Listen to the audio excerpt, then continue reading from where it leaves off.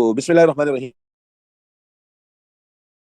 व नसल्लिमु अला रसूलिहिल करीम अम्मा बाद अऊज़ु बिल्लाहि मिनश शैतानिर रजीम बिस्मिल्लाहिर रहमानिर रहीम क़ाल रब्बि इश्रह ली सदरी व यस्सिर ली अमरी वहलुल उक़दतम मिन लिसानी यफ़क़हू क़ौली अल्लाहुम्मा सल्लि अला मुहम्मद व अला आलि मुहम्मद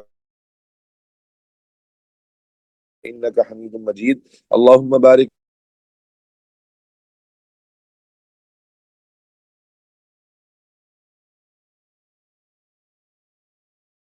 बायोलॉजी जहां पर हम ओ एटीपी ऑल्टरनेटिव टू प्रैक्टिकल्स को डिस्कस कर रहे हैं और ये आज आप इसका सेकंड सेशन अटेंड कर रहे हैं।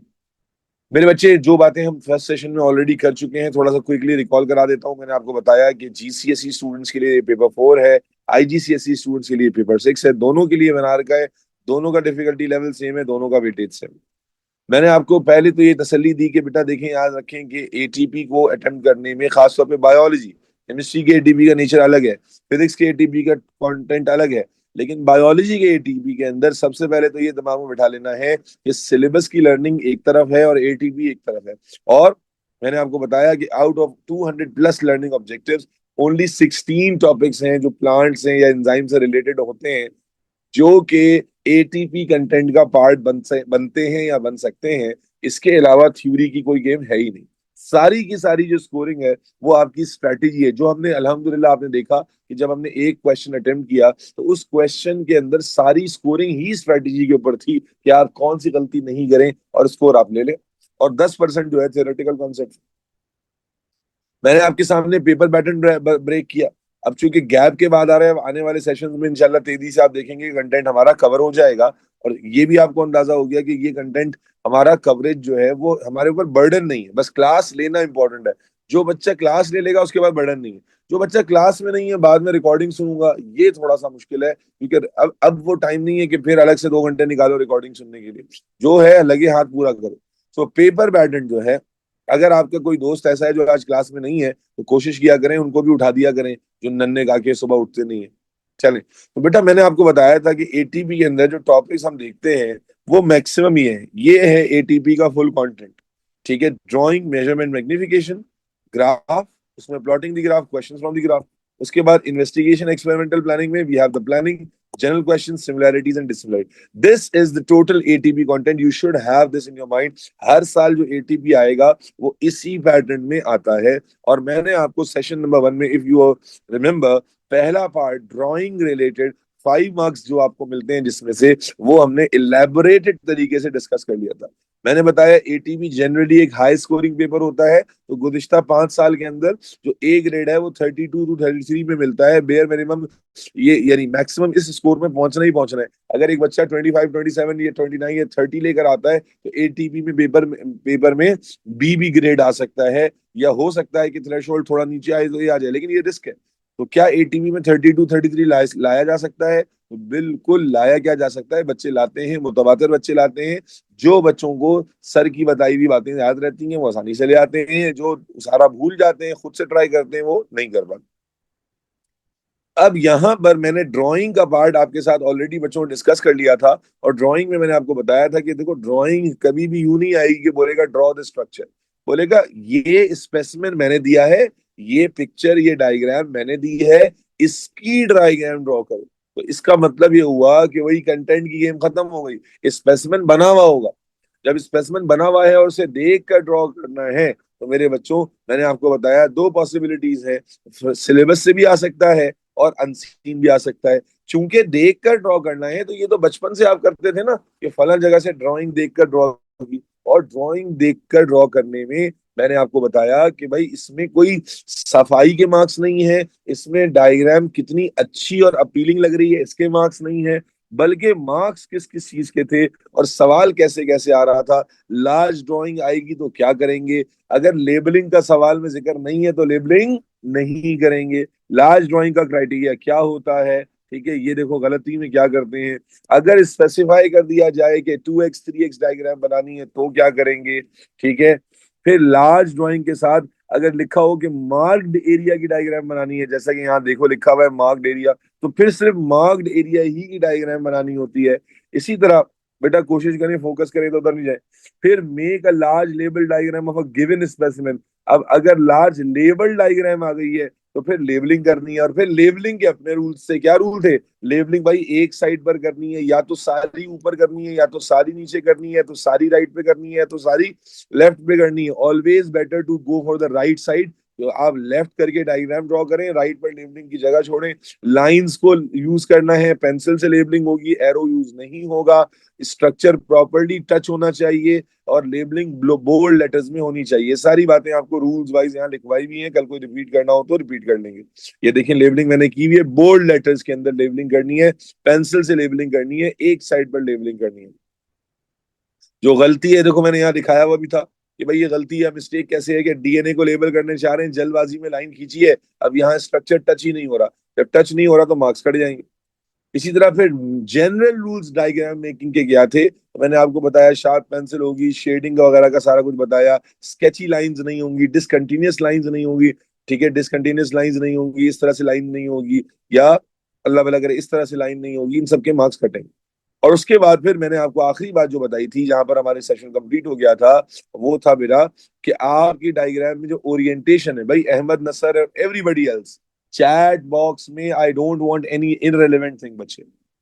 This is the last time I am warning. आप लोग सुबह सुबह मेरा मूड भी खराब करेंगे, और सेशन की सारी जो लाइट नोट है ना उसको खत्म कर देंगे। मुझे समझ नहीं आता, हाउ इमेच्योर आर यू। भाई चैट में क्यों लेवल लगे पड़े हो, इधर तवज्जो रखो, इंपॉर्टेंट बात कर रहा हूँ। तो मेरे बच्चे, गिवन ओरिएंटेशन और proportion of the structure should be same. क्या मतलब कि भाई जिस अरेंजमेंट या जिस एंगल पर, जिस अलाइनमेंट में स्ट्रक्चर बना हुआ है, जब आप उसकी बड़ी डायग्राम बना रहे हो तो उसकी ओरिएंटेशन वही रहनी चाहिए। और इसी तरह जब प्रोपोर्शन, मसलन अगर आपको दिख रहा है कि ये स्ट्रक्चर छोटा है, ये छोटा है और ये बड़ा है, तो आपकी डायग्राम में भी ऐसा ही दिखना चाहिए। ठीक है जी। तो ये सारी बातें उम्मीद है कि आपको याद आ गई होंगी। बेटा याद आ गई है सेशन वन की सारी बातें। अब आज हमारा जो सेशन टू है, इसमें हम पूरा जो एक टॉपिक लाजमी करने वाले हैं, वो हमारा है मेजरमेंट्स एंड मैग्निफिकेशन। आज मैं और आप करेंगे measurements and magnification.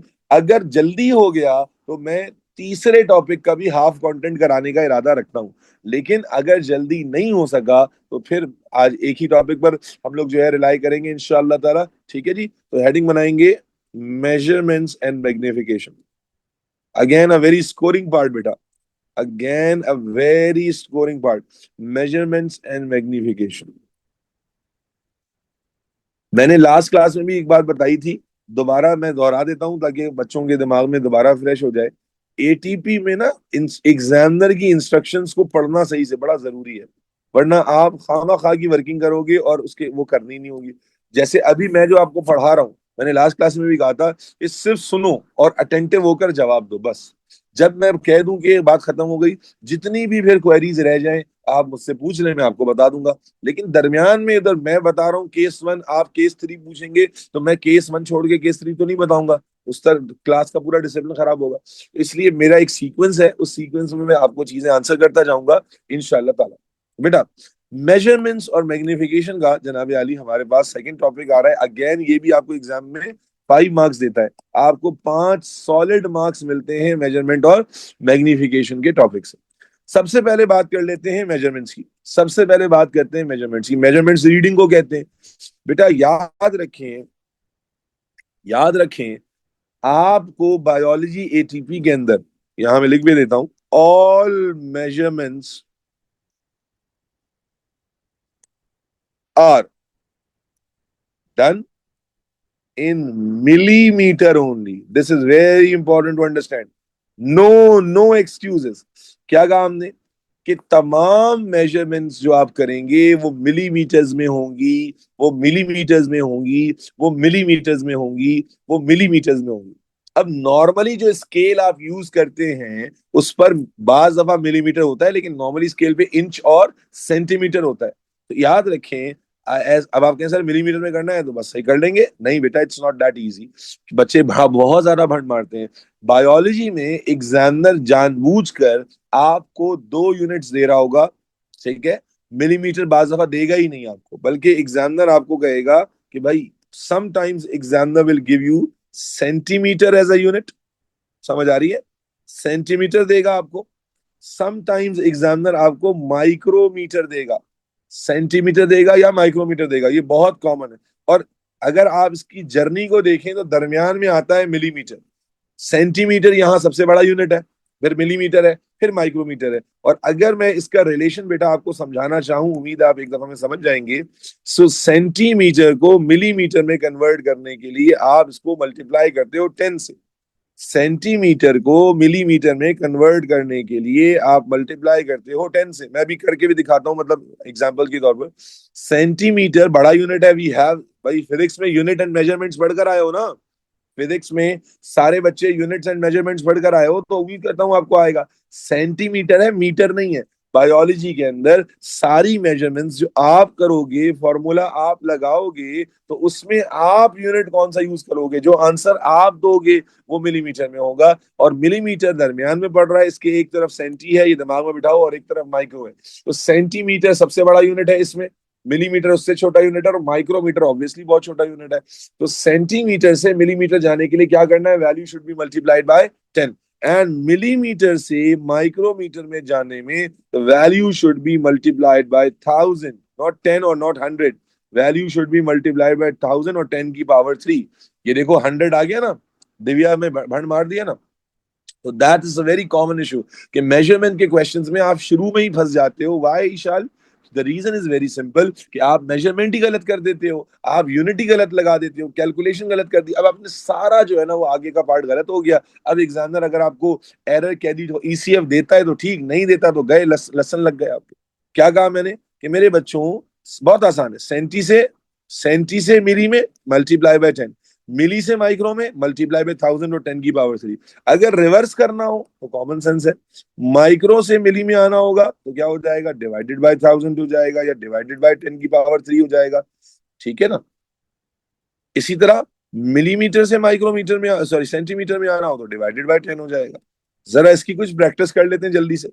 For example मैंने स्केल रखा, देखो होगा क्या कि जब तुम स्केल से मेजरमेंट कर रहे होगे, लेट सपोज मैं कहता हूं कि भाई ये एक स्पेसिमेन है, लेट सपोज मैं कहता हूं कि ये एक स्पेसिमेन है, लेट्स डू इट।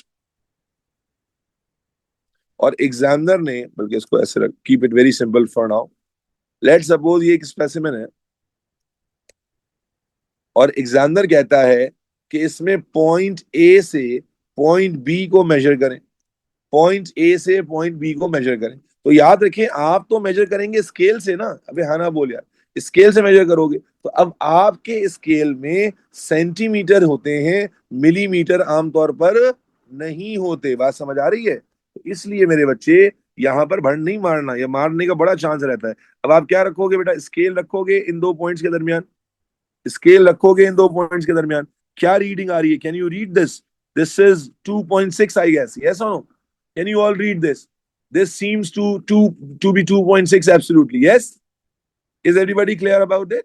यस? तो मेरा बच्चा, इसको मैं साइड करता हूं, तो मैं क्या लिखूंगा कि मैंने जो मेजरमेंट की, ये मेजरमेंट कितनी आई बच्चों? This measurement is 2.6 centimetre. But जब मैं कैलकुलेशन में जाऊंगा तो I would need this in millimetre, जिसके लिए मैं इसको सीधा सीधा 10 से मल्टीप्लाई करूंगा। So I will write 26 millimetres. Is this clear? तो याद रखें बेटा, कन्वर्जन मत भूलिएगा। स्केल में जो यूनिट आप ले रहे होते हैं वो सेंटीमीटर होता है, आपने उसे 10 से मल्टीप्लाई करना है, इसमें कोई रॉकेट साइंस नहीं है। अच्छा, इसी तरह एग्जामिनर फॉर एग्जाम्पल कह देता है, एग्जामिनर लेट से कहता है कि भाई एक छोटा सा अमीबा है, जिसका एक्चुअल साइज है लेट से 1 या 16 माइक्रोमीटर।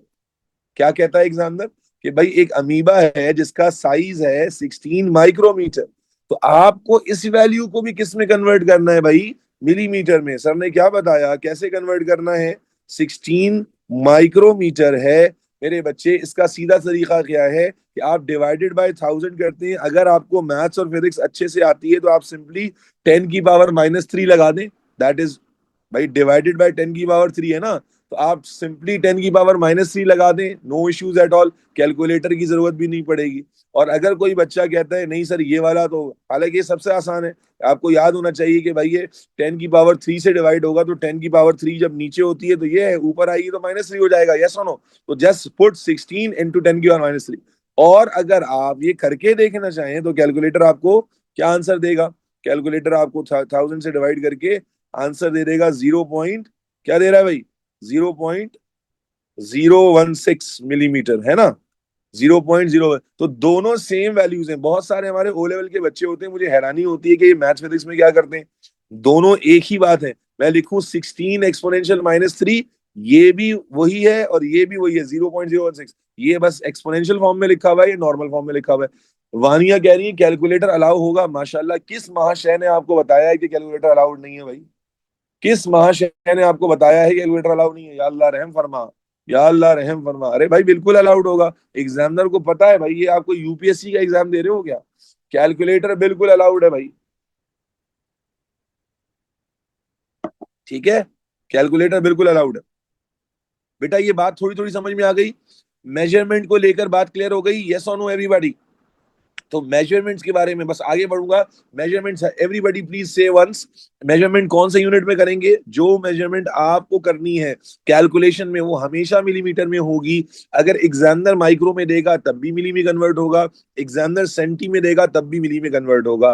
क्लियर है, इसमें कोई रॉकेट साइंस तो नहीं है, everybody good to go, give me thumbs up, आगे चलूंगा मैं, आगे चलूंगा बेटा मैं, चलो गुड हो गया। मुस्तफा खुरम क्लास में मौजूद है, मुस्तफा खुरम, आयशा आमिर, चल मेरा बच्चा, रूलर को थोड़ी देर के लिए हटा देते हैं, बाद में लेकर आएंगे। अब मेरे बच्चे सवाल आ जाते हैं मैग्निफिकेशन के, और इंशाल्लाह मैग्निफिकेशन के क्वेश्चंस में भी आपको बहुत ही एब्सोल्यूट क्लैरिटी आ जाएगी, अल्लाह ने चाहा तो। ठीक है जी, मैग्निफिकेशन सवाल है। सबसे पहले तो मैग्निफिकेशन कहते किसे हैं, मैग्निफिकेशन किसे कहते हैं, मैग्नीफाई करना, उर्दू में कहें तो बड़ा करके देखना, किसी ऑब्जेक्ट के साइज को बड़ा करके देखना, है ना। माइक्रोस्कोप में आप क्या देखते हैं, छोटा सा स्पेसिमेन होता है, उसे आप उसकी इमेज को बड़ा करके देखते हैं, इसे मैग्निफिकेशन कहते हैं। लेकिन सर डिफाइन कैसे करेंगे, कभी कभी डेफिनेशन भी आ जाती है, तो डिफाइन करते हैं ratio of size of image to size of object slash actual size slash actual size is called magnification। Definition ही बच्चों वाली है। देखो जब हम लोग मिरर में अपने आप को खड़े होकर देख रहे होते हैं, जरा सेकंड करना जवाब देना, जब हम मिरर में अपने आप को खड़े होकर देख रहे होते हैं एक प्लेन मिरर में, तो क्या जितना मेरी बॉडी का साइज है उतना ही बड़ा दिख रहा होता है, यस और नो, बोलो बेटा, उतना ही दिख रहा होता है। इसका मतलब फातिमा जिया क्या हुआ कि नॉर्मल प्लेन मिरर में मैग्निफिकेशन, जन्नत मुनीर कितनी होती है बेटा, 0।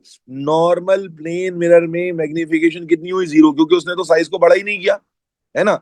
लेकिन जब आप माइक्रोस्कोप की बात करते हैं, आप मैग्नीफाइंग ग्लास की बात करते हैं, तो you already know this very well कि भाई जब आप इमेज देख रहे होते हैं तो वो ऑब्जेक्ट से बड़ी दिख रही होती है। तो मेरे बच्चे इसी एबिलिटी को हम मैग्निफिकेशन कहते हैं। और अगर यहां से फॉर्मूला निकाला जाए तो formula becomes size of image. ये साइज ऑफ इमेज किस यूनिट में लेंगे बेटा, मिलीमीटर में। इनलार्जमेंट, इनलार्जमेंट ही है ना बेटा, ठीक है, size of image to size of object और एक्चुअल साइज, ठीक है, एक्चुअल स्लैश एक्चुअल साइज।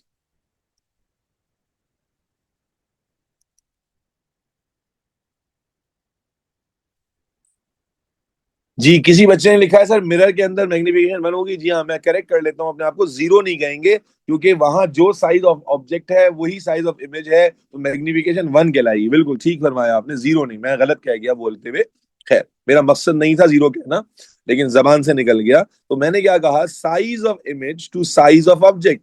मेरे बच्चों size of image to size of object, इसका मतलब मैग्निफिकेशन निकालने के लिए अगर शॉर्टकट में मैं फॉर्मूला लिखूं, तो मैग्निफिकेशन का जो फॉर्मूला निकल कर आता है दैट इज, अगर मैं इमेज के साइज को आई कह दूं, हाँ भाई, और ऑब्जेक्ट के साइज को ए कह दूं, तो मैग्निफिकेशन का फॉर्मूला बड़ा सिंपल है, m इज इक्वल टू आई है। अक्सर बच्चों को ये फॉर्मूला याद करने में मुश्किल होती है, तो इसके लिए जुगाड़ भी लिखा होता है किताबों में। आप कहते हैं I am, I am.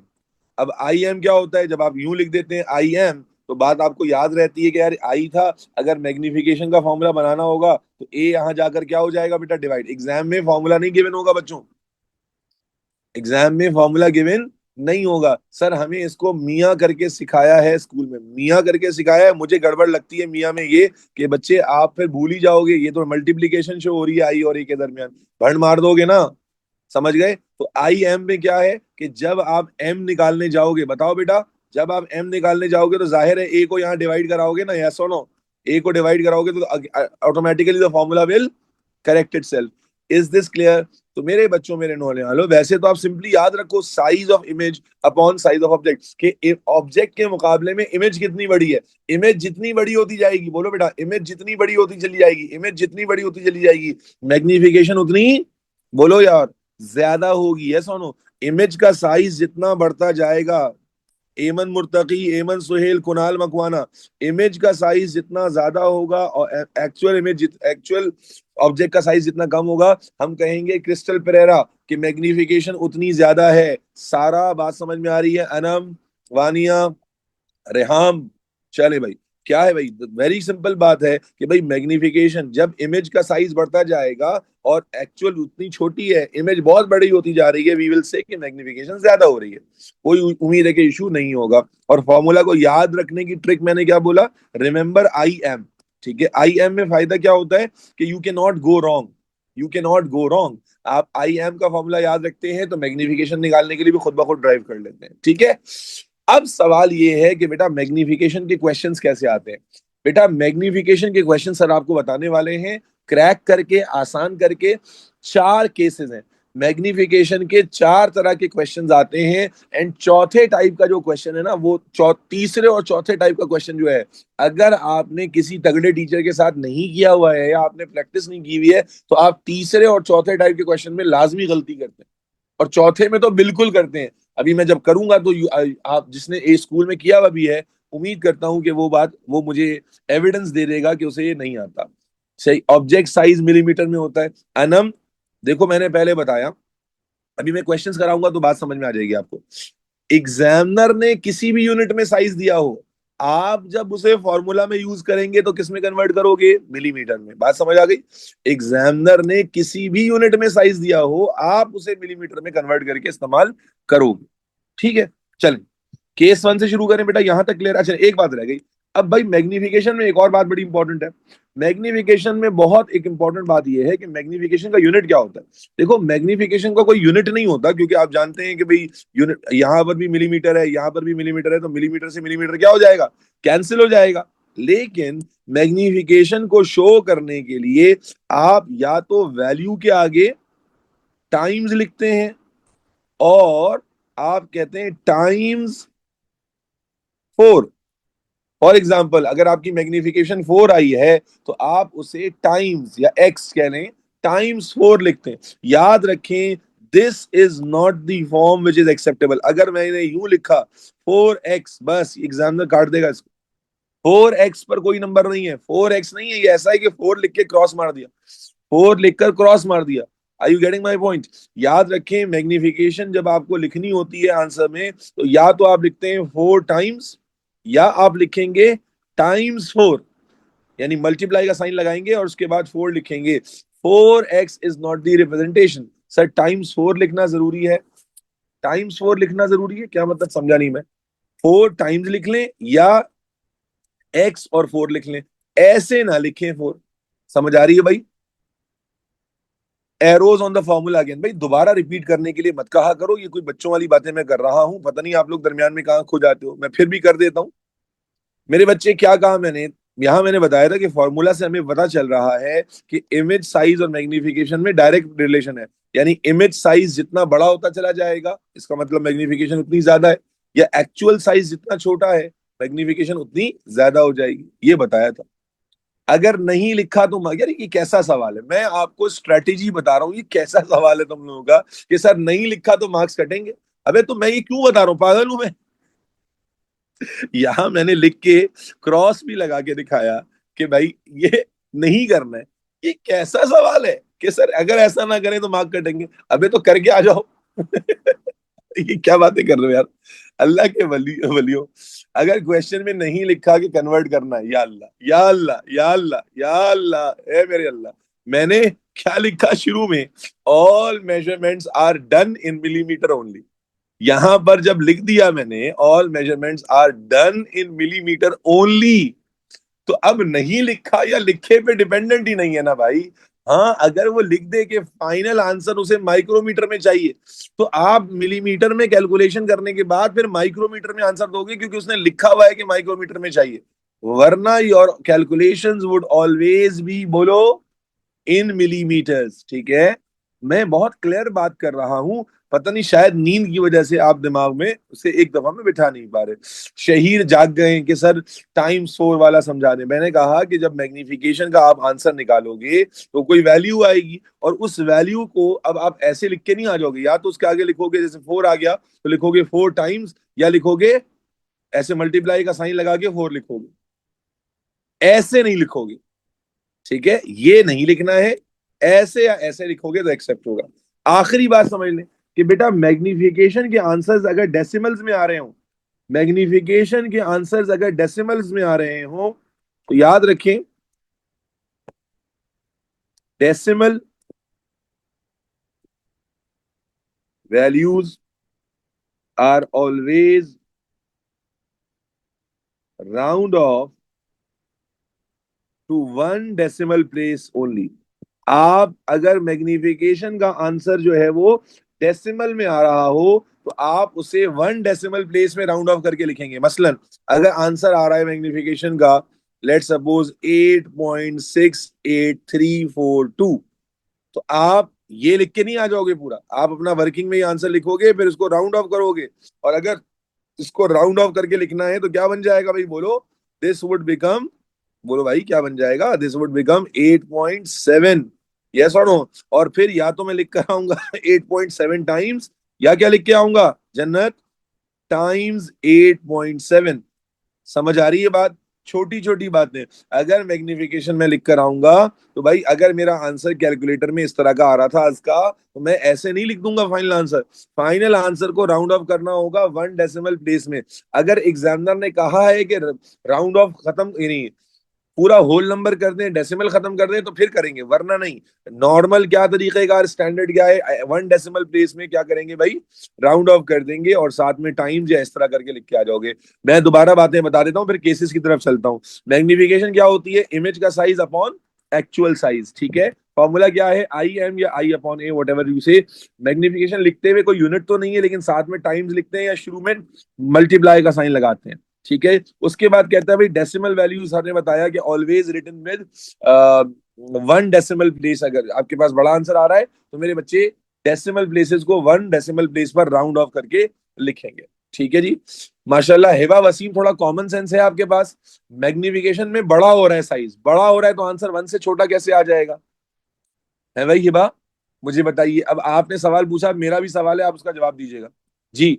Magnification के क्वेश्चंस कर रही हैं आप, आंसर वन से बड़ा होगा, तो आंसर वन से बड़ा है तो तुम कह रही हो 0.0056 कैसे आ जाएगा? ये हम मैग्निफिकेशन कर रहे हैं, क्या कर रहे हैं हम? यानी हम और छोटा कर रहे हैं? बताइए। मैंने कहा मैग्निफिकेशन के आंसर्स को वन डेसिमल प्लेस पे राउंड ऑफ करके लिखेंगे। देखो बेटा, कॉमन सेंस अगर काम नहीं करेगा ना, तो बेटा कोई इलाज नहीं होगा। थोड़ा सा कॉन्शियसली एक्टिव रहो और चीजों को ऑब्वियस रखो। हर चीज को इतना कॉम्प्लिकेट नहीं कर दो। ठीक है, कि यूं यूं, कीप इट वेरी सिंपल।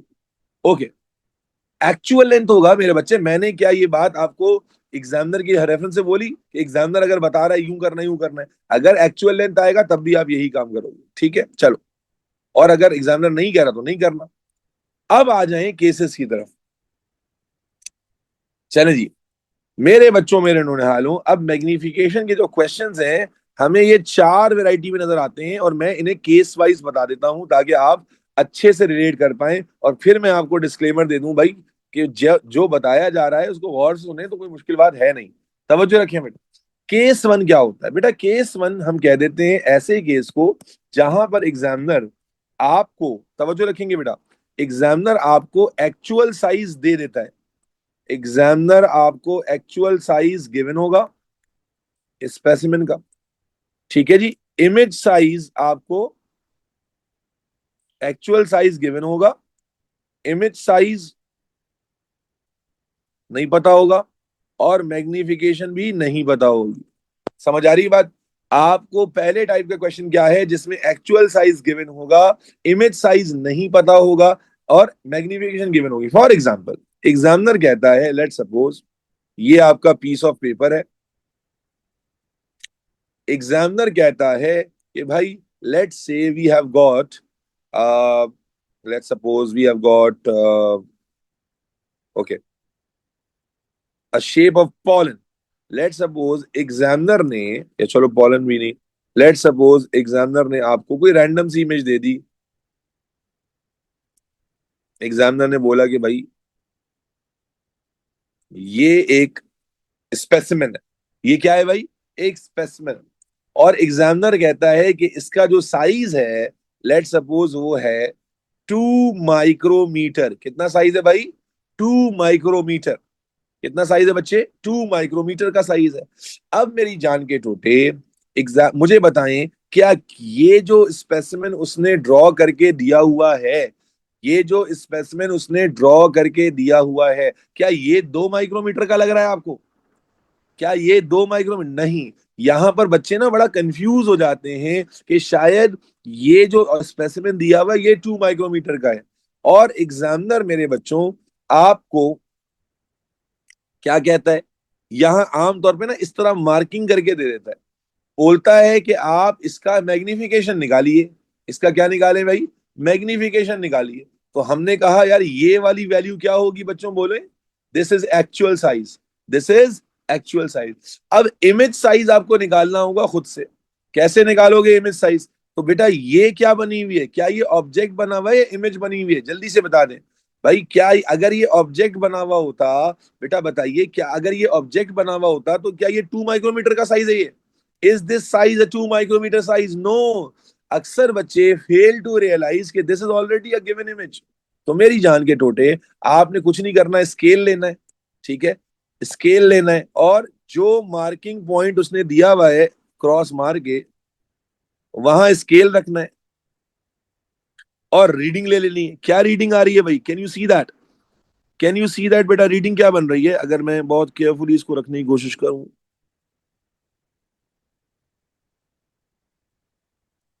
क्या रीडिंग है? This reading seems to me 1.65।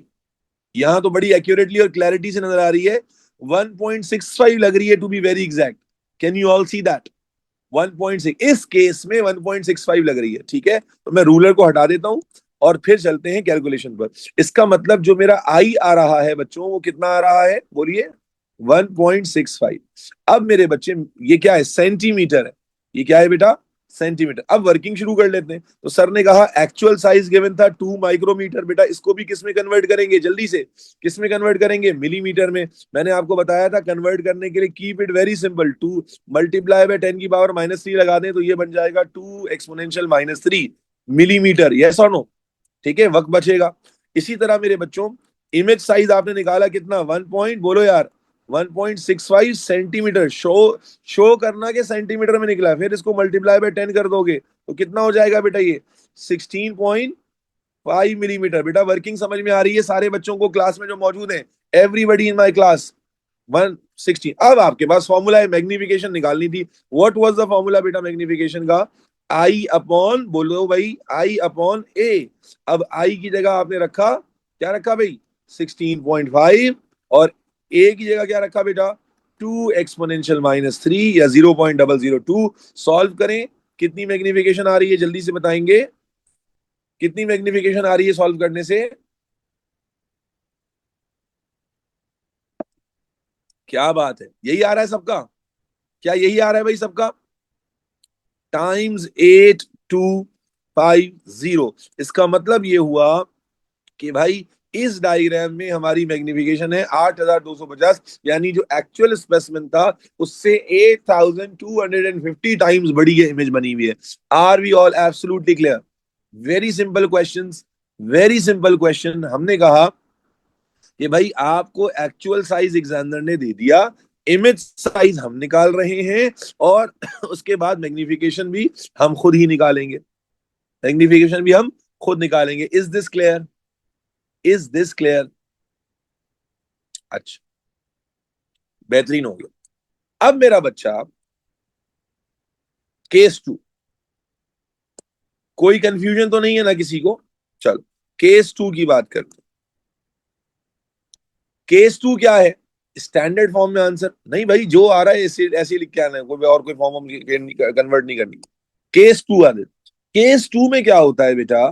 Case two में आपको मैग्निफिकेशन गिवन होती है, इमेज साइज गिवन नहीं होता, एक्चुअल साइज भी गिवन नहीं होता, एक्चुअल साइज भी गिवन नहीं होता, मैग्निफिकेशन गिवन होती है।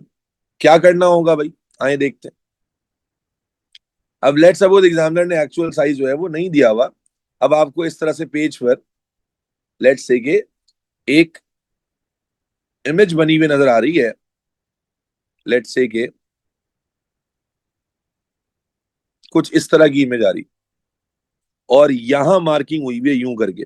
देखो, एग्जामिनर ना या तो मार्क करके दे देता है कि कौन सी डायमेंशन लेनी है, या तो एग्जामिनर मार्क करके दे देता है कौन सी डायमेंशन लेनी है। और यहां चलो मैं थोड़ा सा इसको चैलेंजिंग बना देता हूं। बाज दफा क्या होता है, let suppose take an irregular size object, let suppose इस तरह का ले लेते हैं, ठीक है, इरेगुलर साइज ले लेते हैं।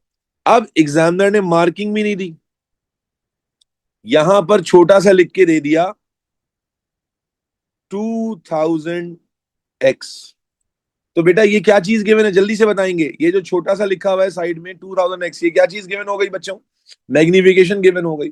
और कुछ भी गिवन नहीं है। एग्जामिनर बोलता है कि इस का एक्चुअल साइज निकालें। क्या निकालें भाई? एक्चुअल साइज निकालें। तो एक्चुअल साइज के लिए तो इमेज साइज चाहिए, एक्चुअल साइज के लिए इमेज साइज चाहिए। अब देखो कोई मार्किंग भी नहीं हुई भी, तो क्या करते हैं बच्चे? घबरा जाते हैं कि पता नहीं क्या करना है। बहुत सिंपल है मेरे बच्चे, ऐसे केस में जहां कोई मार्किंग नहीं गिवन होती है, तो आप अपनी जो गिवन स्पेसिमेन है उसमें जो लार्जेस्ट डायमेंशन हो सकती है वो ले लेंगे। और ऐसे केसेस में एग्जामिनर हमेशा ये कहता है कि जो डायमेंशन आपने लिए उसे मार्क कर दे।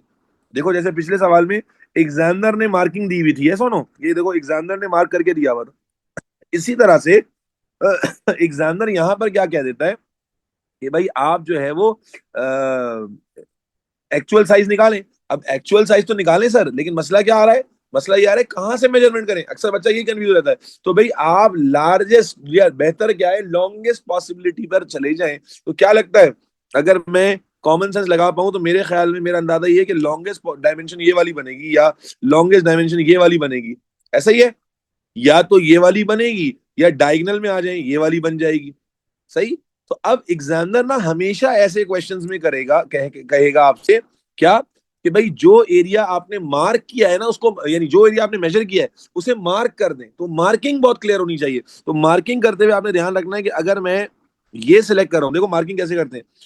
मार्किंग करते हुए आपने ध्यान रखना है कि मार्किंग कैसे होगी, कि भाई मैंने अगर यहां से ये क्रॉस ऐसे लगेगा कि बिल्कुल सेंटर में आ रहा हो लाइन, और यहां से लेकर लेट से कि मैंने यहां तक का एरिया सिलेक्ट किया है, तो मैं इसको मार्क करूंगा like this. Are you getting my point? Examiner always say you to mark this.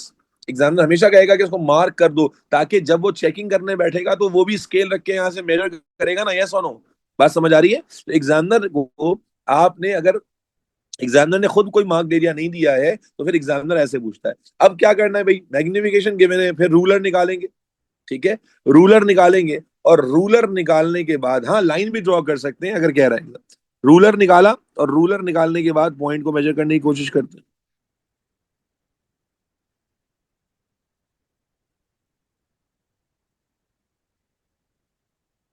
जी कितना आ रहा है point? Can you read it? Can you read it? 4.2। This seems to be 4.2। Yes that's correct. 4.2 लिख रहा है, लग रहा है। ठीक है, किसी बच्चे ने कहा सर लाइन भी ड्रॉ कर सकते हैं। जी हाँ, बात आप ये भी कर सकते हैं कि मार्क करें, और मार्क करके ऐसे लाइन खींच दें, और यहां लिख दें क्या, 4.2 सेंटीमीटर। ठीक है जी, बल्कि नहीं, जब आप लिखेंगे तो क्या लिखोगे, 42 मिलीमीटर। क्या लिखोगे? चलो भाई, अब कैलकुलेशन कर सकते हैं बच्चों या नहीं कर सकते? जल्दी से बता दीजिए। सबसे पहले क्या आ जाएगा बेटा? मैग्निफिकेशन का फॉर्मूला आ जाएगा। याद रखें, वर्किंग हमेशा शो करनी होती है। मैग्निफिकेशन का फॉर्मूला होता है आई अपॉन ए। अब हमने ए निकालना है तो ए इधर आ जाएगा, मैग्निफिकेशन इधर आ जाएगा, तो फॉर्मूला को कन्वर्ट कर लें। फॉर्मूला क्या बन जाएगा? ए इज इक्वल टू, बोलो बेटा, आई अपॉन एम। क्या यहां तक कोई मसला? आई अपॉन एम, कोई मुश्किल? हाँ भाई, एमन, मुर्तकी, कुनाल, नुमैर, अकरम, क्लियर है हम लोग? उसके बाद हमने कहा आई कितना था भाई? आई वॉज 4.2, जिसको आपने कन्वर्ट कर लिया था मिलीमीटर में, दैट वाज 42। एंड उसके बाद डिवाइड कर दिया इसको किससे बेटा? 2000 से। प्लीज जल्दी से डिवाइड करके बताइए मुझे एक्चुअल साइज क्या आ रहा है। क्या ये 0.021 आ रहा है एवरीबॉडी? ओके, ये यूनिट क्या होगा बेटा? मिलीमीटर होगा। ये यूनिट क्या होगा? मिलीमीटर। अब यहां पर आने के बाद बेटा सबको समझ में आ रही है राया, सारा? यहां आने के बाद ईशल, महद, एग्जामिनर आपको कह सकता है कि give your final answer in micrometre. Examiner अगर आपको कहेगा कि भाई फाइनल आंसर आपने माइक्रोमीटर में देना है, तो फिर आप क्या करोगे बताओ? एक स्टेप और चले जाओगे। अगर एग्जामिनर कहेगा कि फाइनल आंसर आपको माइक्रोमीटर में देना है, तो आप इस वैल्यू को 1000 से क्या कर दोगे? मल्टीप्लाई कर दोगे। अगर कहेगा तो करेंगे, वरना नहीं। ठीक है जी। और अगर मल्टीप्लाई करके लिखोगे तो कितना आ रहा है बेटा? कितना आ रहा है? 21 micrometre. Very good, 21 micrometre, very simple. अच्छा, किसी बच्चे ने चैट में लिखा सर 42 क्यों लिया है, 4.2 क्यों नहीं लिया? तो मेरे बच्चे, कोई बच्चा जवाब दे सकता है? भाई किसी ने पूछा चैट में 42 क्यों लिया है। अरे भाई, मैंने आपको अभी तो बताया था कि calculations are only done in millimetres. तो आपने मेजरमेंट ली थी 4.2 सेंटीमीटर की, लेकिन फिर उसे कन्वर्ट किया 10 से मल्टीप्लाई करके 42 में, which is millimetre. Clear everybody? ठीक है जी। तो मेरे बच्चों, ये बात समझ आ गई कि आपको मैग्निफिकेशन लिख के दी हुई थी, इमेज साइज हमें खुद ही निकालना पड़ेगा। और आपको जब कोई एरिया मार्क करके नहीं देंगे तो always go for the longest possible dimension. और हमेशा एग्जामिनर इसमें आपसे कहता है कि मार्क कर दें कि आपने कौन सी लेंथ को मेजर किया हुआ है। तो एग्जामिनर भी इसी पे स्केल रखेगा और मेजर करेगा, ताकि पता चले आपकी मेजरमेंट ठीक है या नहीं। क्लियर है बेटा? कोई मुश्किल तो नहीं है यहां तक? कोई मुश्किल तो नहीं है किसी को यहां तक? तो मालूम हुआ बच्चों कि केस 1 और केस 2 में सेम ही फॉर्मूला लग रहा था, थोड़ा सा घुमा के लगा रहे थे। ऐसा ही था भाई, थोड़ा सा फॉर्मूला घुमा फिरा के लगा रहे थे। Now here comes the third and the fourth case, जहां पर बच्चे गड़बड़ करते हैं। ठीक है, let me give you the third case now. ठीक है, ठीक है। मुआज आप बाद में जरूर पूछ सकते हैं, अभी तवज्जो इधर रखें बेटा। केस 3। केस 3 बड़ा कमाल का केस है। अगर तो आपने पहले किया हुआ है ना, तभी आप जवाब दे सकते हैं, वरना नहीं दे पाएंगे। मेरे बच्चों, वो क्या? आपको एग्जामिनर एक्चुअल साइज दे देगा, गिवन होगा। सर ये केसेस का पता कैसे चलेगा? अरे सवाल पढ़ के पता चलेगा। सवाल पढ़ के पता चलेगा, इसमें क्या मसला है? यार कैसे सवाल, हंसी आ जाती है मुझे यार, अल्लाह के। एक्चुअल साइज गिवन होगा, इमेज साइज गिवन नहीं होगा, मैग्निफिकेशन गिवन होगी, और मैग्निफिकेशन ही निकालनी होगी। मैग्निफिकेशन गिवन होगी और मैग्निफिकेशन निकालनी होगी। है क्या? ये क्या? ये क्या हो गया सर? ये क्या हो गया सर? इसमें तो बच्चे इतना भंड मारते हैं, इतना भंड मारते हैं कि जिसका कोई इंतहा नहीं है। मैं बताऊं क्या करते हैं बच्चे? देखो, सवाल आता है, ये पेज, ये लेट सपोज आपका पेज है, इस पर लेट से कोई स्पेसिमेन बना हुआ है। बस भाई याद रख लेना, मैं बार बार कहता हूं ना, मैं पढ़ा तो रहा हूं, याद रख लेना भाई, अल्लाह के बंदे याद रख लेना। और एग्जामिनर ने अज्यूम कर लो कि एग्जामिनर ने ये एरिया मार्क करके दिया हुआ है। लेट सपोज इस बार एग्जामिनर को रहम आ गया और ये एरिया एग्जामिनर ने मार्क करके दिया हुआ है, और उसके बाद मेरी जान यहां लिखा हुआ है छोटा सा 16x या x16। तो जब उसने x16 लिखा हुआ है, इसका मतलब क्या मैग्निफिकेशन ऑलरेडी गिवन है? यस और नो? मैग्निफिकेशन ऑलरेडी गिवन है, बोलो। यस, गिवन है। लेकिन एग्जामिनर सवाल में बोलेगा मैग्निफिकेशन ही निकालनी है, और यहाँ साइड में लिखा हुआ भी होगा कि जो स्पेसिमेन है ये 1.5 माइक्रोमीटर का है। 1.5 माइक्रोमीटर। तो ये माइक्रोमीटर में जो वैल्यू गिवन है, ये क्या हो जाएगी बेटा? एक्चुअल साइज हो जाएगी। यस और नो बेटा? ये माइक्रोमीटर में क्या हो जाएगा? एक्चुअल साइज हो जाएगा। Is this clear? तो मेरा बच्चा याद रखें कि ऐसे केसेस में हमारे पास जो फॉर्मूला है ना वो थोड़ा सा चेंज हो जाता है। और वो फॉर्मूला क्या होता है? मैग्निफिकेशन का फॉर्मूला क्या था? आई अपॉन ए था। अब जब मैग्निफिकेशन, यानी असल में देखो, ये डबल मैग्निफिकेशन का कॉन्सेप्ट का मतलब क्या है कि ये ऑलरेडी एक मैग्निफाइड डायग्राम बनी हुई है। तो आपको करना क्या होता है? आई अपॉन ए तो आप एज इट इज लिखेंगे, उसमें एडिशन ये हो जाती है कि आपको इसको गिवन मैग्निफिकेशन से भी मल्टीप्लाई करना होगा। दोबारा समझ लें, क्या कहा? कि जब आपको मैग्निफिकेशन निकालनी हो और मैग्निफिकेशन गिवन भी हो, तो मेरे बच्चे इसका मतलब you are dealing with a case जहां एक ऑलरेडी मैग्निफाइड स्पेसिमेन बना हुआ है। तो you need to consider that into calculations. तो तरीका याद रखें, क्या कहा मैंने तरीका? कि भाई फॉर्मूला क्या था? आई अपॉन ए। अब तो मुश्किल बात नहीं है, बस आई अपॉन ए करने के बाद जो मैग्निफिकेशन गिवन है उसको भी कंसिडरेशन में लेंगे। तो मैग्निफिकेशन निकालने के लिए आई अपॉन ए को मल्टीप्लाई भी करेंगे गिवन मैग्निफिकेशन के साथ, तो हमारा फाइनल मैग्निफाइड आंसर आंसर आएगा। Is this clear? Is this clear?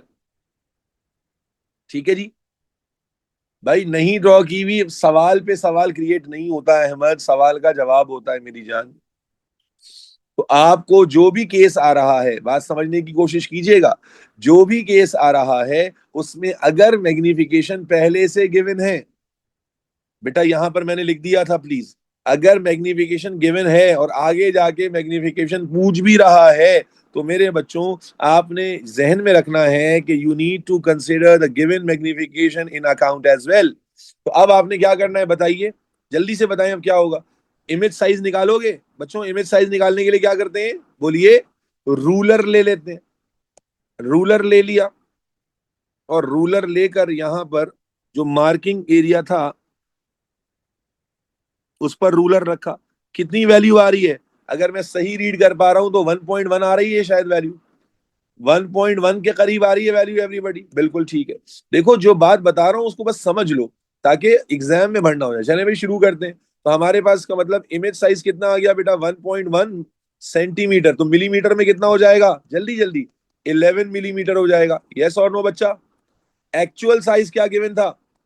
बोलो यार, एक्चुअल साइज क्या गिवन था? Actual size was 1.5 micrometre. तो इसके लिए क्या करेंगे? 10⁻³ से मल्टीप्लाई करोगे तो दैट वुड बिकम, बोले 0.0015। यस और नो? ऐसा ही हो जाएगा बच्चे, यस और नो? आप क्लियर हो गई बात? सर लॉन्ग साइड क्यों मेजर नहीं किया? मैंने कहा एग्जामिनर ने मार्क करके दिया हुआ है, इसको मेजर करना है। तो जब एग्जामिनर मार्क करके देगा मेरे भाई, तो आप उसके खिलाफ चले जाओगे क्या? Examiner is always right. दोनों वैल्यूज आ गई, क्या फॉर्मूला लगा सकते हैं बच्चे? जल्दी से बताओ बेटा, क्या फॉर्मूला लगा सकते हैं? बिल्कुल लगा सकते हैं। क्या हो जाएगा? एम इज इक्वल टू आई की जगह क्या आ जाएगा बेटा? 11 आ जाएगा। और उसके बाद ए की जगह क्या आ जाएगा? 0.0015 आ जाएगा। मल्टीप्लाई बाय गिवन मैग्निफिकेशन कितनी थी? 16 थी। सॉल्व करें, क्या वैल्यू आ रही है भाई? सॉल्व करें, क्या वैल्यू आ रही है? सॉल्व करके कोई वैल्यू बता दो।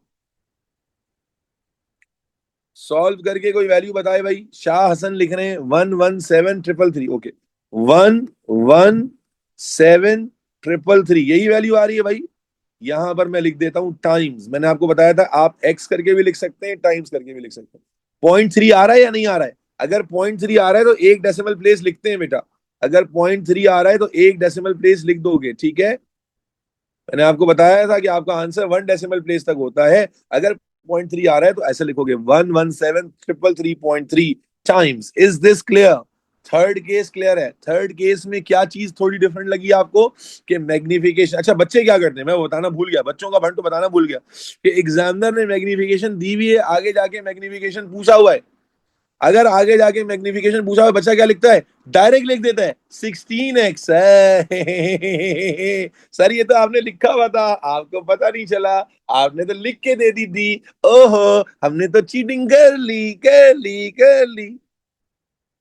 ये मैं आपको मजाक नहीं कर रहा, कई साल पहले जो है ना एक बच्चे ने ऐसे किया, मुझे आके बताया कि सर वो सवाल में पता है भंड हो गया।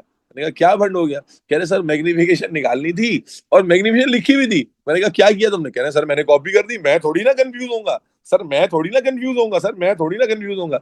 मैंने कहा ले गई भैंस पानी में।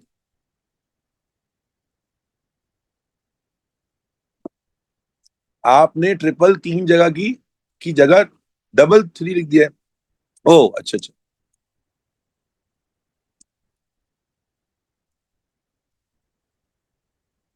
अब ठीक है भाई, तो जहन में रखें अगर मैग्निफिकेशन गिवन होगी तो you need to take that magnification in account as well.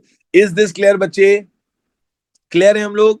ये केस भी समझ में आ गया। जस्ट रिमेंबर अगर मैग्निफिकेशन गिवन है तो formula just little bit change होकर ये बन जाता है। क्लियर क्लियर क्लियर, यस और no? चल मेरा बच्चा, अब आ जाता है चौथा और आखिरी केस, जो कि लोहे के चने चबाने जैसा है। क्योंकि देखो आपको नजर आ रहा है क्या इसमें मार्क्स कटने चाहिए? कैलकुलेशन वाला पार्ट बायोलॉजी में हर साल आ रहा है, 4-5 नंबर आपको मिल रहे हैं। क्या लगता है इसमें मार्क लूज करना बनता है? कैलकुलेशन करनी है, यूनिट कन्वर्जन के बारे में सर ने क्लैरिटी दे दी, तो क्या मार्क कटना चाहिए? बहनों बोलो ना, भाइयों बोलते क्यों नहीं? गूंगे बहरे हो गए हो क्या? एमन मुर्तकी, एमन सोहेल, कुनाल मकवाना, नुमैर अकरम, भाई जवाब दे दिया करो। कैलकुलेशन में बिल्कुल भी मार्क्स कटने नहीं चाहिए, लेकिन कट जाते हैं। अब आ जाते हैं बेटा केस 4 पर, और लेट्स सी कि केस 4 में क्या है।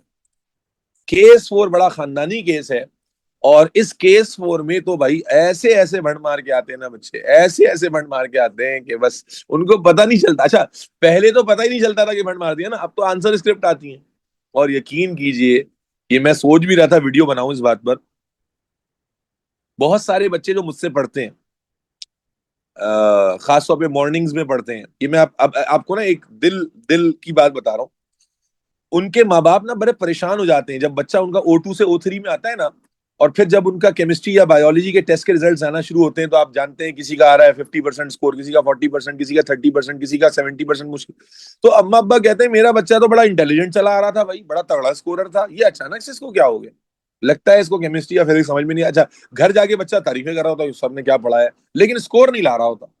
तो उसकी एक रीजन तो ये है कि जाहिर अप्रोच डेवलप करने में टाइम लगता है। दूसरी एक और रीजन भी है भाई, कि हम जब कोशिश करते हैं आपको असेस किया जाए, तो बड़ा एक न्यूट्रल ग्राउंड पे असेस हो रहा होता है ना, एक स्टैंडर्ड क्वेश्चन पे असेस हो रहा होता है। अनफॉर्चुनेटली ये बात कहते हैं मुझे अफसोस होगा, लेकिन ये बात बहुत कड़वा सच बन चुकी है कि स्कूल्स के अंदर जानबूझकर अपने क्लास के रिजल्ट को बेहतर दिखाने के लिए, अम्मा अब्बा को पीटीएम में सेटिस्फाई करने के लिए क्या होता है, क्वेश्चंस आसान है पहले से क्वेश्चन बता दिए, क्वेश्चन आसान रख दिए, या जनाबे आली जो है ना वो बिल्कुल मार्किंग क्राइटेरिया बिल्कुल हल्का कर लिया। तो उससे होता ये है कि बच्चे स्कूल के अंदर तो अच्छा कर लेते हैं, लेकिन जब वो अब फाइनल ईयर की प्रैक्टिस शुरू करते हैं एग्जाम पेपर्स की, तो उनसे स्कोर ही नहीं हो रहा होता। और ऐसे कितने बच्चे हैं जिन्होंने अभी हमें रिसेंटली ज्वाइन किया है एटीपी सेशंस की वजह से, जिन्होंने मुझे अलग से मैसेज किए हैं कि सर स्कूल के अंदर तो हमारा ग्रेड यूं आया था, लेकिन अब मैं खुद से बैठ के जब एग्जाम पेपर सॉल्व कर रहा हूँ या कर रही हूँ, तो मेरा स्कोर 50-60% ही आ रहा है, इससे ज्यादा आ नहीं रहा। तो उसका एक बहुत बड़ा रीजन ये होता है कि जनाबे अली थोड़ा सा ना धांधली होती है, थोड़ा नहीं बहुत धांधली हो रही है स्कूल के लेवल पर, खास तौर पे जो कन्वेंशनल स्कूल है वहां तो बेड़ा गर्क पड़ा हुआ है। दूसरी चीज दूसरी चीज, अब पहले तो क्या होता था, आंसर स्क्रिप्ट नहीं आती थी, तो कुछ भी आप स्कूल को नहीं कह सकते थे। लेकिन अब क्या हो रहा है, ये बात समझना, लास्ट ईयर वालों के साथ ये हुआ है, तुम लोगों को इसलिए बता रहा हूं ताकि अपने स्कूल के साथ तुम इस बात पे जिरा करो। मैं ये बात बिल्कुल पूरे ऑथेंटिसिटी से कंफर्म कर रहा हूं कि बहुत बड़े बड़े स्कूल्स ने अपने बच्चों को कॉपीज नहीं दी। हालांकि कॉपीज तो आ गई थी और फ्री में देनी थी, कोई मुश्किल तो था नहीं। उन्होंने उस प्रोसीजर को इतना मुश्किल बना दिया कि पेरेंट ने बोला भाई नहीं चाहिए, अनलेस अंटिल कोई पीछे। क्यों नहीं दी? रीजन वॉज वेरी सिंपल, कि अगर कॉपी निकल कर आ जाती सामने और ये लिखा हुआ आंसर जो है वो गलत होता, तो बच्चा तो पहुंच जाता ना कि भाई ये तो सर आंसर, ये तो मेरी कॉपी में लिखा हुआ आंसर है सर, ये गलत कैसे कर दिया एग्जामिनर ने, क्या आपने हमें गलत पढ़ाया था? तो स्कूल के लिए रोला पड़ जाता। मैं खुद एक बड़े कॉलेज, नाम क्या लूंगा मैं, एक बड़ा कॉलेज जिसमें लोग जाने में बिल्कुल मरते हैं ना, बहुत मरते हैं, उसने बच्चों को ए लेवल्स की बात कर रहा हूँ, एएस की रिजल्ट नहीं दिया, यानी कॉपीज नहीं दी। और एक अम्मा थोड़ी थोड़ी थी, एक अम्मा बड़ी बच्ची की जो है ना बहुत पीछे पड़ गई, तो उनको जब दिया ना, तो वो बच्ची मेरे पास लेकर आई, वो मुझसे ओ लेवल में पढ़ चुकी थी और ए लेवल में मेरे पास नहीं थी, कॉलेज चली गई थी। तो ए लेवल एएस के एग्जाम के बाद आई है, मैं जौहर कैंपस में बैठा था, अपॉइंटमेंट लेकर आए वो लोग, और उन्होंने मुझे दिखाया एएस बायो का एग्जाम था। नहीं नहीं भाई, बड़ा टॉप कॉलेज है, बड़ा टॉप कॉलेज है भाई, बड़ा टॉप कॉलेज है, जहां जाने के लिए आजकल मर रहे हैं सारे के सारे। तो उसमें जनाब आली, उसने 4-5 आंसर्स लिखे हुए थे, तो मैंने कहा बेटा ये तो बिल्कुल सिंपल बातें थी, ये कैसे गलत हो गई? नहीं, केजीएस नहीं था। मेरे बच्चे गलत कैसे हो गई ये बातें? तो कहने सर मुझे तो यही आता है। मैंने कहा यार ऐसी बोल रही होगी, ऐसी बोल रही होगी, यही है। बच्चे करते भी ना कि सर आपने यही बताया था, ऐसे करते ना बच्चे, आपने यही बताया था। तो मैंने कहा नहीं बेटा ऐसा नहीं हो सकता। आप यकीन करें, उसने कॉपी खोली और कॉपी खोल के जो नोट्स क्लास के बने हुए थे या टीचर ने दिए हुए थे वो भी स्टिक हुए, दिखा दिया, वही बात लिखी हुई थी। हो गया ना काम खराब। तो बहुत सारे कॉलेजेस ने इस रोलेबाजी में से बचने के लिए तो पेपर्स दिए ही नहीं, स्क्रिप्ट्स दी ही नहीं बच्चों को। खास तौर पे उन सब्जेक्ट्स में तो बिल्कुल ही नहीं जिसका रिजल्ट ओवरऑल खराब आया। जैसे फॉर एग्जांपल अगर फिजिक्स का रिजल्ट किसी क्लास का खराब आ गया तो फिजिक्स की कॉपीज दी ही नहीं। खैर, तो इसलिए याद रखें भाई, आंसर स्क्रिप्ट लाजमी ले लीजिएगा, ताकि जो है वो अपने आप को चेक कर सके। खैर चलें, नाम को बता दें रिकॉर्डिंग ऑफ करके। बड़े कमीने हो तुम लोग।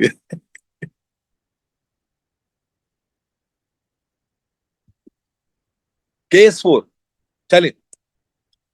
मेरे बच्चा केस 4 किस तरह से आता है तवज्जो रखिएगा। केस 4 में क्या होता है कि लेट सपोज आपका ये पेज है, तवज्जो रखिएगा बेटा, ये पेज है, और लेट सपोज ये जनाबे आली एक स्पेसिमेन बना हुआ है, सही है। और यहां पर एग्जामिनर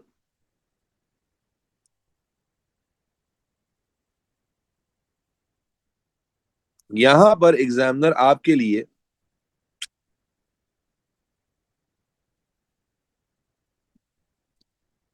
लिख देता है 5 माइक्रोमीटर,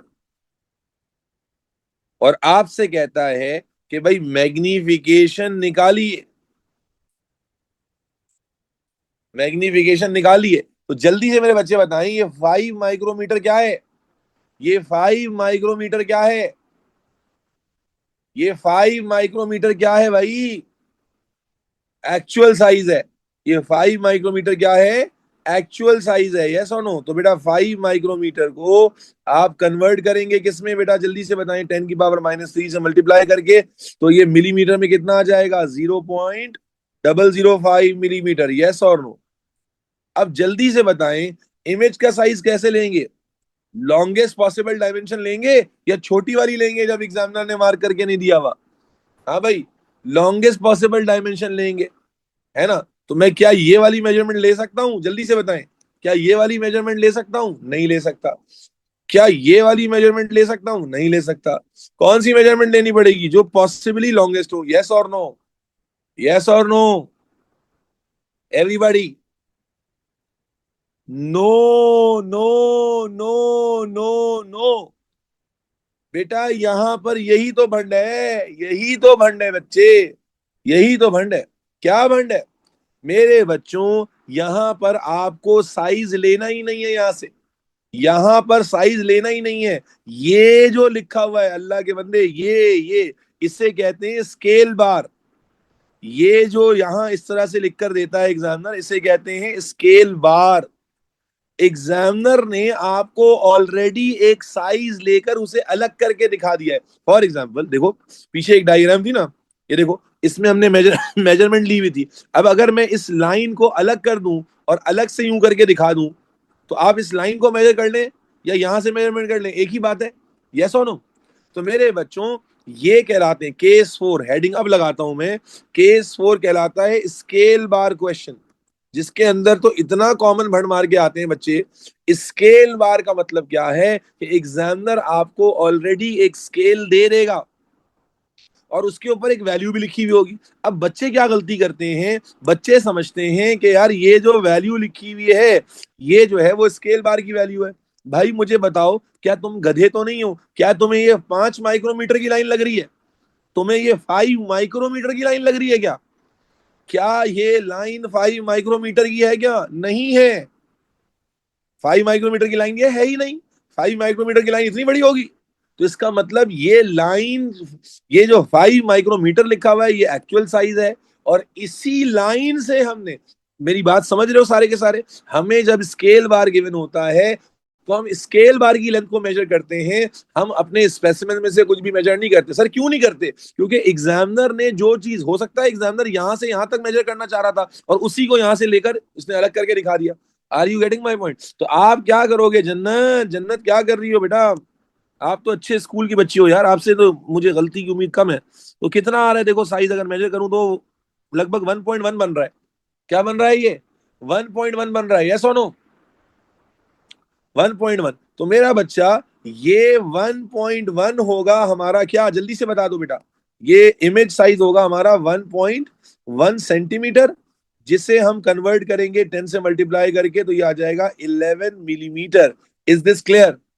मेरी बात समझ आई या नहीं आई कि आपने स्केल बार को ही मेजर करना है और यहां से ही इमेज का साइज मिलेगा आपको। आपको डायग्राम से कुछ भी मेजर नहीं करना है। आपको डायग्राम से मुआज कुछ भी मेजर नहीं करना है। दोबारा समझ लीजिए भाई, आपको एक स्पेसिमेन दिया हुआ था, आपको बोला था मैग्निफिकेशन निकालने, जल्दी से बताएं मैग्निफिकेशन में क्या क्या चाहिए होता है? मैग्निफिकेशन में क्या क्या चाहिए होता है बताइए जल्दी से। क्या चाहिए होता है? इमेज साइज चाहिए होता है, एक्चुअल साइज चाहिए होता है, यस और नो? अब जनाबे अली, माइक्रोमीटर में यहां पर एक्चुअल साइज लिखा हुआ है, ये क्लियर हो गया। अब इमेज साइज हम नॉर्मली कहां से लेते हैं? जल्दी से बताओ। नॉर्मली स्पेसिमेन में से ले रहे होते हैं। लेकिन जब आपको एग्जामिनर ने इस तरह से लाइन खींचकर दी हुई होगी, जिसे हम क्या कहते हैं बच्चे? स्केल बार कहते हैं। क्या कहते हैं? स्केल बार कहते हैं। तो मेरा बच्चा, फिर आपको यहां से कोई मेजरमेंट नहीं करनी। स्केल बार का मतलब ही क्या होता है? स्केल बार का मतलब ये होता है कि एग्जामिनर ने ऑलरेडी एक जगह से लेंथ मेजर की है और उसे यहां अलग करके दिखा दिया है। तो you have to measure the length of the scale bar. ये स्केल बार वो इमेज से ही मेजर करके लाया होगा। और यहां वो चाह रहा था कि आपकी आपकी मेहनत वो बचाए, लेकिन उसे क्या पता था कि गधों की कोई कमी नहीं है। समझ आ रही है बात? तो ये जो ऊपर वैल्यू लिखी हुई है Hasan, this was actual size. और ये जो स्केल बार की लेंथ है, दिस इज गिविंग अस, बोलो, this is giving us the image size. तो आपने स्केल बार को मेजर किया, इमेज का साइज मिल गया। और ये वाली जो वैल्यू थी, ये कौन सा साइज था भाई? जल्दी से, एक्चुअल साइज था। ये बात समझ आ गई? जो वैल्यू लिखी है वो एक्चुअल साइज है, और जो लेंथ ऑफ दी स्केल बार है, स्केल बार के क्वेश्चंस यही कहलाते हैं जहां स्केल बार गिवन होता है, वहां स्केल बार को मेजर करना होता है, इमेज को मेजर नहीं करना होता। समझ आ गई? अब मेरे पास एक्चुअल साइज आ गया 5 माइक्रोमीटर से 0.005 मिलीमीटर, और यहाँ आ गया 11। अब बेटा फॉर्मूला लगा दो, जल्दी से बताओ, फॉर्मूला लगा दो। ड्राइंग इसलिए बनाई है ताकि गधे घोड़ों में फर्क कर सकें। जो गधे हैं वो ड्राइंग पे चले जाएंगे, और जो अकलमंद है वो स्केल बार को मेजर करेंगे। हाँ भाई, फॉर्मूला लगाएं। आई अपॉन ए का फॉर्मूला है, आई की जगह क्या आ गया भाई? 11, और ए की जगह क्या आ गया? 0.0005, नहीं 005, सॉरी, 0.005। कितना आ रहा है भाई magnification? 2200, okay, times 2200. Is this clear? Times 2200. Are we all absolutely good to go? Yes or no, बच्चा? पप्पू बच्चा समझ में आ गया या नहीं आ गया? वी मेजर दी स्केल बार। हरम, हरम, मुझे लगता है कि मेरे बच्चे सीआईडी ड्रामा बहुत शौक से देखते हैं, एसीपी प्रद्युमन से बहुत ही मुतासिर है। हरम ने अभी सवाल पूछा कि सर मतलब कि हम स्केल बार मेजर करेंगे? जी हरम, हरम जी जी जी, स्केल बार को मेजर करेंगे। मैंने लिख भी दिया कि स्केल बार पे जो वैल्यू लिखी होगी वो एक्चुअल साइज होगा, और स्केल बार से जो लेंथ लोगे वो इमेज साइज होगा। है जी? यार ये भी टाइट होता है। सर ने बताया स्केल बार मेजर करेंगे, फिर कोई बच्चा बोलता है अच्छा सर इसका मतलब है स्केल बार को मेजर करना है। कोई बच्चा कहता है अच्छा इसका मतलब सर स्केल बार पर स्केल रख के रीडिंग लेनी है। सर ने बोला हाँ। फिर कहता है अच्छा सर इसका मतलब इमेज साइज मेजर नहीं करना, वो जो लाइन उसने बना के दी है उसको मेजर करना है। सर बोलते हैं हाँ हाँ। अच्छा अच्छा अच्छा अच्छा अच्छा, ठीक है ठीक है। फिर एक बच्चा अचानक से जाता है, कहता है सर अच्छा ये जो यूं डैश वाली लाइन, ये वाली लाइन की बात कर रहे हैं? जी जी, ये वाली लाइन। Is this clear? अच्छा जी। अल्हम्दुलिल्लाह। तो मेरा बच्चा, मेरा उन्होंने हाल, मुझे बताएं कि मैग्निफिकेशन के इस तरह के केसेस आपको समझ में आ गए? मैग्निफिकेशन के इस तरह केसेस। अच्छा, एक बच्चा लिख रहा है सर एक्चुअल सवाल दिखा दे। भाई पास पेपर करते हुए आ जाएगा। स्केल बार के क्वेश्चंस कम आते हैं, अभी ढूंढने में वक्त तो मैं जाया नहीं करूंगा। यहाँ पर मैंने ऑलरेडी एक पूरा डमी आपके सामने क्रिएट किया हुआ है, इसीलिए ताकि हर बात को आसानी से समझ सके। ठीक है, नाम छोड़ो यार, तुम लोग नाम के पीछे पड़ जाते हो। अच्छा जी, नाम है उसका बड़ा टॉप 3 में आता है, टॉप 3 में आता है। चलो, स्केल बार समझ में आ गया बेटा? स्केल बार समझ में आ गया? चलो मेरे बच्चों, मेरे उन्होंने हालो, मैग्निफिकेशन एंड मेजरमेंट का टॉपिक कंप्लीट हो गया बेटा। मैग्निफिकेशन एंड मेजरमेंट का टॉपिक कंप्लीट हो गया। मैग्निफिकेशन एंड मेजरमेंट का टॉपिक कंप्लीट हो गया। अच्छे से समझ में आया बच्चों या नहीं आया? अच्छे से समझ में आया या नहीं आया? आ गया, अल्हम्दुलिल्लाह अल्हम्दुलिल्लाह अल्हम्दुलिल्लाह अल्हम्दुलिल्लाह, अल्लाह का शुक्र, एहसान। मेरे बच्चों, अब इसके बाद हमारे पास जो वर्जन आ रहा है, कह रहा है टाइटन। अबे टाइटन कब से टॉप 3 में आ गया? मेरे बच्चों, इसके बाद हमारे पास जिन क्वेश्चंस की तरफ हम जा रहे हैं ना, वो हमारे पास है ग्राफ्स। ग्राफ में अभी पढ़ा नहीं रहा, सिर्फ इंट्रोडक्शन दे रहा हूं ताकि अगली क्लास में वक्त बच जाए मेरा। जल्दी सुन ले, ग्राफ्स का इंट्रोडक्शन दे रहा हूं ताकि जनाबे अली वक्त बचे। ग्राफ किसे कहते हैं? ग्राफ क्या होता है भाई? जल्दी से भाई, इधर उधर तवज्जो नहीं, को अहम बात रह जाएगी। 5-7 मिनट और लूंगा आपसे बेटा, 5-7 मिनट। मेरी मॉर्निंग में दूसरी जगह क्लास है तो मुझे वहां पहुंचना है, तो मैं 10 बजे तक एक्सटेंड नहीं करूंगा, बस 5-10 मिनट और लेकर आपको अल्लाह हाफिज कर दूंगा, क्योंकि मुझे वहां फिजिकली टाइमली पहुंचना है। ठीक है? सो ग्राफ्स की बात कर लेते हैं। मेरे बच्चे, ग्राफ्स क्या होते हैं? Diagrammatic way to develop relation, or not develop, understand relation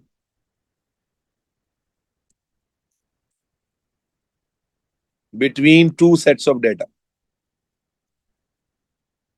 भाई अगर ग्राफ कभी देखा है मैथ में, फिजिक्स में, तो क्या ये बात बिल्कुल सिंपल है या नहीं? अरे बोलो यार, फिर तो चलेगा। मैं इंपॉर्टेंट बात कर रहा हूँ कि भाई व्हाट इज ग्राफ। डायग्रामेटिक वे होता है, एक लाइन या ग्राफ के थ्रू आप क्या जज करते हैं, दो सेट ऑफ डेटा के दरमियान कोई रिलेशन है या नहीं है।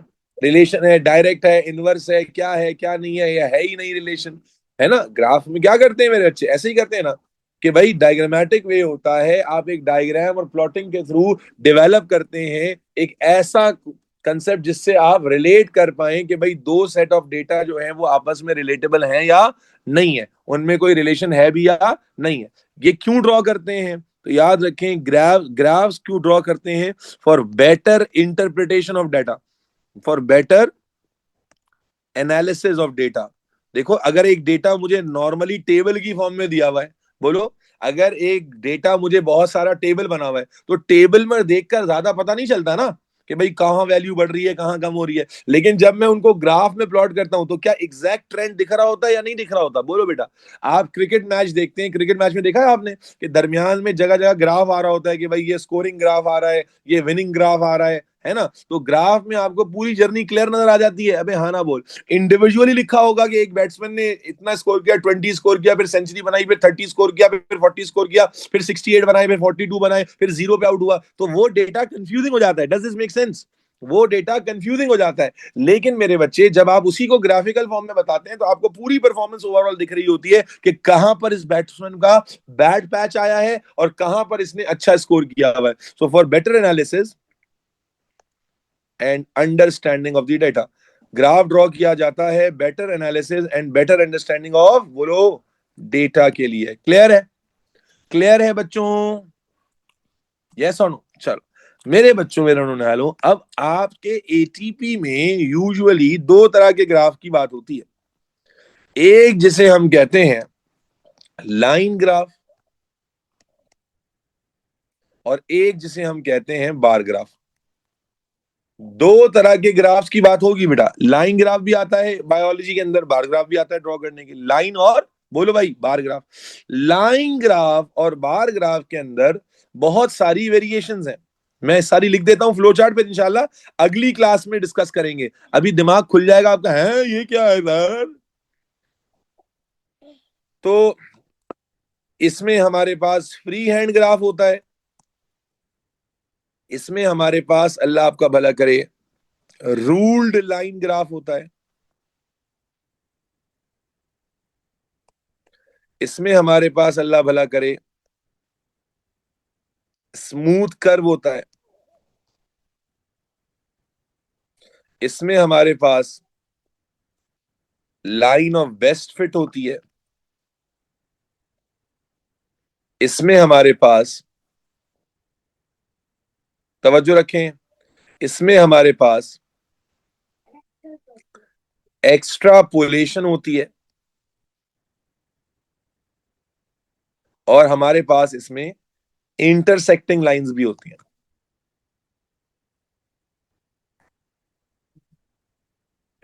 ग्राफ के क्वेश्चंस में मुफ्त के नंबर है, मुफ्त के। अच्छा जी, फिर बार ग्राफ क्या? बार ग्राफ में हमारे पास बस दो ही वेरिएशंस हैं। पहला वेरिएशन हमें मिलता है बार चार्ट, और दूसरा वेरिएशन हमें मिलता है हिस्टोग्राम। देखिए मैं फिर एक बार याद दिला देता हूं कि पूरे एटीवी में सारी गेम है स्ट्रेटेजी की, क्लैरिटी ऑफ कंसेप्ट्स की, कि आपको क्या बताया गया, क्या आप उसे फॉलो कर रहे हैं या नहीं कर रहे। तो मेरी जान के टोटे, अल्लाह के हुक्म से आपने ये सारे वेरिएशंस मेरे साथ डिस्कस करने हैं इंशाल्लाह, लाइन ग्राफ और बार ग्राफ में। तो हमारा अगला लेक्चर जो है वो ग्राफ के ऊपर होगा, जो ग्राफ को कवर करेगा मुकम्मल तौर पर, ठीक है। अगला लेक्चर जो है वो ग्राफ को कवर करेगा, ठीक है जी। रिकॉर्डिंग में रोक देता हूं।